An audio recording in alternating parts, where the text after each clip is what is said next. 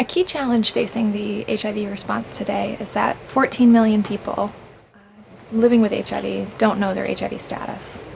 And the people that are not being reached are men, key populations, and young people, many who are reluctant or hesitant to access existing services because of the fear of stigma, discrimination, potential criminalization, as well as unfriendly services. Why are you giving me this? Yes, we can. It's very accurate. So an HIV self-test is a simple, rapid HIV test that you can use in private. It's discreet, it's convenient, it's easy to use. It gives you the autonomy to learn your HIV status, to be the first to know, and then make a decision about where to go to access services, to get guidance and support after you've learned your status first. There are a number of HIV self-tests that are available that are quality assured and regulated. There are oral and blood tests for self-testing. The test results are available in 20 minutes or less. And these options are critical for users who have different values and preferences. So for some, an oral test is easy, it's painless, they don't have to prick their finger. That's just a swab of the mouth. And there are also blood tests, which are finger prick tests that are simple and quick. For others, a blood test, they may trust blood more, they may prefer to have that result.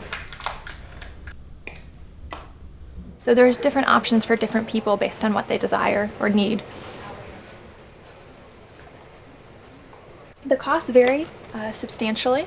There are a number of efforts underway to reduce the costs, and current projects are offering them for free or subsidizing them to create access for people that are in need of HIV testing at the moment.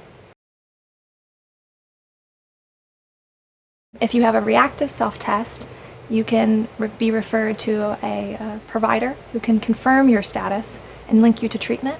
If you have a non-reactive or negative self-test result, you can seek services to be linked to a number of effective HIV prevention services such as condoms, male circumcision, or pre-exposure prophylaxis.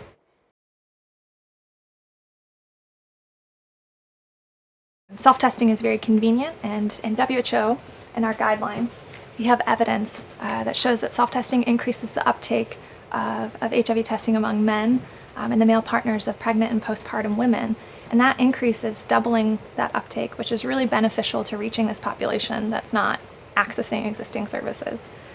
We also know that we're missing key populations because of stigma, discrimination, potential criminalization, and unfriendly services. So self-testing is discreet and convenient and can allow people to have access to testing in an environment where they feel comfortable.